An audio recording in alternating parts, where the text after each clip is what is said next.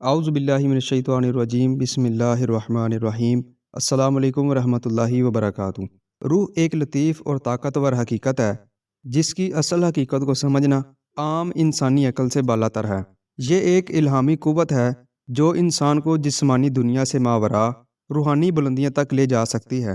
ہمیں اس موضوع پر غور کرنے کے لیے شریعت، طریقت، تصوف اور سائنسی نقطہ نظر سے اس کی حقیقت کو سمجھنا ہوگا۔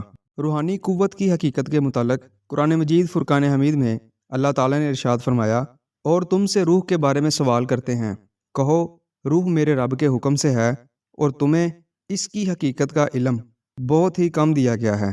یہ آیت واضح کرتی ہے کہ روح کا تعلق عالم امر سے ہے جو مادی دنیا سے بالا تر ہے۔ روح کو سمجھنے کے لیے ہمیں روحانی علوم اور تصوف کی تعلیمات کا سہارا لینا ہوگا۔ روحانی قوت کئی مراحل میں تقسیم ہوتی ہے جن کے چند اہم درجے ہیں۔ روحانی قوت کا پہلا درجہ ہے روحانی ادراک، یعنی وہ ابتدائی مرحلہ جس میں انسان اپنی روحانی حقیقت کو سمجھنے لگتا ہے۔ دوسرا درجہ ہے روحانی ترقی۔ اس مرحلے میں ذکر و اذکار اور روحانی مشقوں سے قوت بڑھتی ہے۔ تیسرا درجہ ہے روحانی تجلیات۔ جب انسان کی روحانی طاقت مضبوط ہو جاتی ہے تو وہ مختلف روحانی انکشافات دیکھ سکتا ہے۔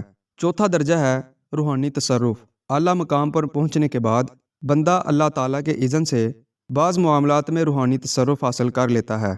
روحانی قوت کو بڑھانے کے کئی ذرائع ہیں جن میں سے چند ہم بیان کریں گے۔ پہلا ذریعہ ہے ذکر اللہ کا کثرت سے ذکر کرنا روحانی قوت میں اضافہ کرتا ہے۔ دوسرا ذریعہ ہے تقویٰ اور پرہیزگاری۔ گناہوں سے بچنے اور پاکیزہ زندگی گزارنے سے روح میں روشنی آتی ہے۔ تیسرا ہے مجاہدہ نفس۔ اپنی خواہشات پر قابو پانے سے روحانی ترقی حاصل ہوتی ہے۔ چوتھا ذریعہ ہے مراقبہ اور چلہ کشی۔ طریقت میں یہ خاص روحانی مشقیں ہیں جو باطنی قوت کو بڑھاتی ہیں۔